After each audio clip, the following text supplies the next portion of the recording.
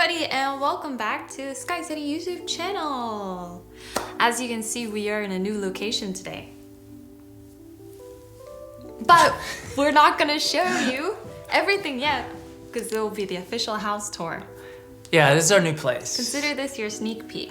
Yeah, we're excited to come at you guys from a new location. And I think that's very fitting for what the topic of today's video is gonna be about. It is about change. I mean, a lot of things have changed in our lives in the past couple of months. And we just wanna, I don't know, have a conversation and reflect on some of those changes and maybe offer something that you might find valuable in this conversation. Sure.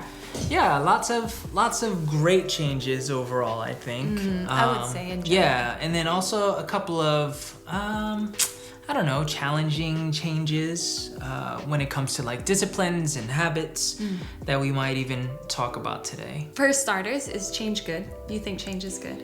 Yeah, I think overall, I think nothing in life stays the same. And I think whether you think change is good or not, change is always gonna happen. I knew a wise man who used to say the only constant in life is change. I knew another wise man who said, if you're a shark and you're not moving, you're dead.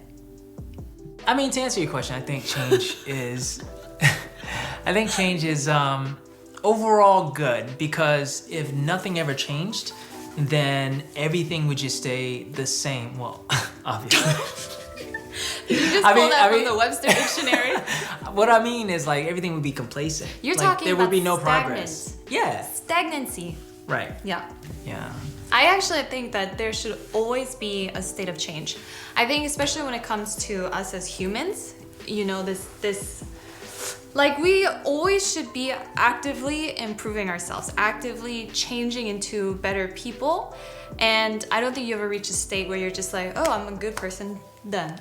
Because I think that we're always in a state of regression unless we are actively moving forward, changing to be better or harder worker, or more disciplined or fitter or smarter. You always have to be working to change into something better. There's that kind of change. Right. Right, this active change that you choose. And then I think there are changes by outside forces that you can't control, but you can control how you react to it. What are some of the changes that we are experiencing right now? Obviously, the two biggest ones is our engagement. That is a huge change. And this new place. This is also a huge change. Right. Moving in and getting settled in to each other. Yeah, so it's... Is that a hard change? Nah, it's been good. No, it's been really good.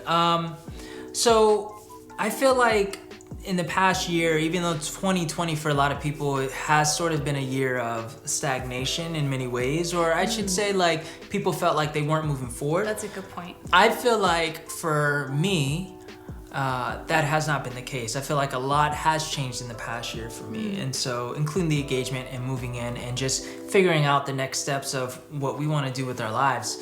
And so I think, you know, besides moving in here, change with how we want to move forward with, for example, like this YouTube channel. That's been very big on me in terms of like what I've been thinking about. And that's something that we're going to start implementing really this week, like some of the changes. Like we want to start a podcast for this channel specifically, and we want to start changing up how we do our content, because in the past year, most of the content has been indoors and has been just talking videos like this one, which we enjoy doing, which is why we're starting a podcast, because we want the correct outlet for that. But we also want to start doing more vlogs and showing you guys a little bit more of our lives and our day-to-day, showing you a little bit more about Korea. And we want to do other creative things besides just sitting down and talking to y'all, you know? So that's something that for me is a welcome change, but it's also going to be very challenging because in the past year, besides doing a lot of talking videos or videos for clients, I feel like I haven't shot as much, you know, when it comes to like filmmaking. I haven't shot as much as I wanted to shoot. So now it's sort of like hitting the ground running and time to do it. And I think going into a new space helps that.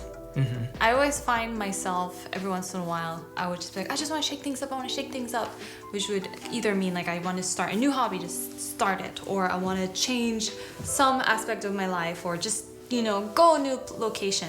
But something I've always found that helps to kind of refresh your mind is to change your settings. And it doesn't have to be in a drastic way either. Like if I'm in a state of mind where I can't get any inspiration or creativity or anything like that, then sometimes I'll just change the path that I walk to get to the bus station or to work. Or I change the music that I'm listening to because that will motivate something else in my mind. Or I change up my schedule a little bit. At this hour, instead of usually doing this, I suddenly will do that. And you can just have those little minor changes that actually, I think, really can spark bigger movement or changes in other parts of your life. I think it's all connected, honestly. So having this desire to change creatively, we want to change our film style, we want to change our content, we want to change what we show or say to you guys. I think that it's sometimes not even about focusing on that in itself to change, right? Right. Because coming in this new place has really shifted the way we view and think, and oh, this is possible now, or we could do it like this, or this will feel different.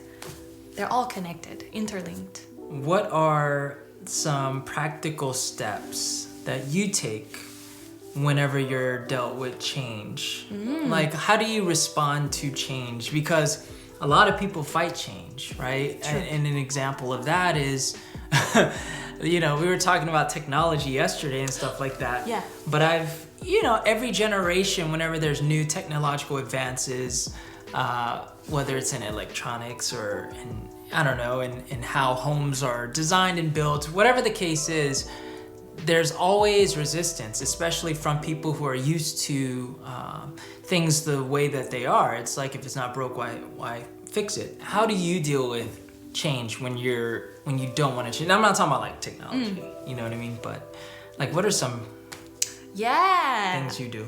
When it comes to change, you gotta look at it from a certain perspective because it's inevitable. One, most changes are going to be inevitable. So I guess you're assuming it's a change that I don't want to happen, or is it a change that I'm choosing? How do I actively change? There's this one quote I read in high school, and I don't even remember who said it, but it feels like it's an Oscar Wilde quote. But it basically says, if a man wants to change, he must do it immediately and flamboyantly. Which for me is kind of like, you want to stop smoking? Then quit cold turkey. If you want to get fit, go train for a marathon. It's like, start here and go 180 degree and go 100% that direction. Which I think for some people takes immense willpower and discipline, which I don't think everyone has. But sometimes that's the way that I do it. Like, I really want to change this. I don't want to have a big wardrobe. Then what I did at that point, I literally cleaned out 3/4 of my closet and then signed up for the rental thing. Because I was like, you know what? That's it. I'm just going to change it. So in some cases, I think doing it immediately and doing it in a very, very clean cut way can help. But change, gosh, that's very hard. Yeah, you have to be comfortable with the discomfort. Oh. I would say. Right, you have to embrace it and know, I guess, that no matter where you are, whenever change comes, it's most of the time going to be uncomfortable, and you have to just accept it. Yeah. This is why I think physical fitness is very closely related, or physical aspects is very closely related to mental or emotional aspects. The author, Haruki Murakami, he started running ultra marathons, which is like 60 miles. And he started doing this, and it was quite abrupt. He wasn't really a runner before, but he started doing this kind of a long time as he was becoming more of a writer. Because what he would think as he was training and running physically is, if I can put one foot in front of the other, if I can physically control this aspect of my life and train myself in this way and change my physical composition to be able to handle this intensity, then mentally I'm also capable to do that. So sometimes I think when it comes to, you want to change your mindset, honestly, I don't know what comes first, the mindset or the physicality of it. It's like, I really want to I want my house to be clean so my mind is fresh. Then what do you actually need to do? Physically get up, wipe the table. Physically get up, make your bed. And then over time, I feel like it meshes together with the mental aspect of it too. Right. Yeah, that's good. I think for me, most of the time it does start with my mind, the mental. It's a decision. When it's something that I want to change, like for example, another recent big change, at least it's big for me, is the way I consume things, or the things that I buy, because I'm sort of, and I don't want to label myself, but it seems like I'm going more towards the direction of living more minimalistic. I just wanted to have less in my life and less clutter, and be more organized and be more efficient in everything that I do. And also, because of this girl, I've been more aware of the waste that I potentially produce. So I'm just like, you know what? I'm just made a decision. I'm gonna just start wearing a certain type of like clothing. For example, I made a decision, you know what, instead of me buying so many different types of like brands, and because I always complain about how clothes fit, I'm like, you know what, let me just wear a t-shirt that fits really well, that I feel good in, that is, I mean, these aren't the cheapest, but they last a long time, and just fill my closet with just a wardrobe of, I mean, not like fill my closet, but just have like just the same sort of t-shirts that I could just rotate through. That way I don't have to worry about like constantly wanting to buy other things. And I have like a couple of jeans that I wear, and that's it. You know what? And then one pair of shoes that I primarily wear. Yeah. That is symbolic of a genius. Really? Having one wardrobe because you don't want to waste your energy on what you're going to wear. Heck yeah. You know who does that? Steve Jobs. Zucks. Zuckerberg. Shaggy from Scooby-Doo. Yeah, so that's just one example. Like, I don't want to go in my closet or in my drawers and like, just figure out, oh my gosh, what am I gonna wear? Or I don't like this shirt, but I'm wearing it anyway. So that's just one example. I just made a decision, I'm gonna do it. And I started taking action to do it. Wow, in that case, you are following the adage, what it can't be done if it can't be imagined. Yeah. Or whatever I imagine, I manifest. That's right. Yeah. I like that. The long story short is change isn't easy regardless of if it's happening to you on outside force or you're trying to internally create it. But I think something I try to always remember when it comes to change is that depending on how I choose to react to it or handle this situation, I can use it as a momentum or a force into something better for my life. That is, I think, the most fascinating thing about change. I think we are creatures of hope innately, and so when change happens, if we hold on to that natural human characteristic of hope, then I feel like every change that comes, as long as we don't despair, can become something good. And that is something I have kept in mind my whole life. I guess that is it for this video. Stay tuned for our podcast. We'll give you more information, hopefully in the coming weeks as we're gearing up for that. And make sure you subscribe to this channel and share this video if you feel like it'll be helpful for somebody.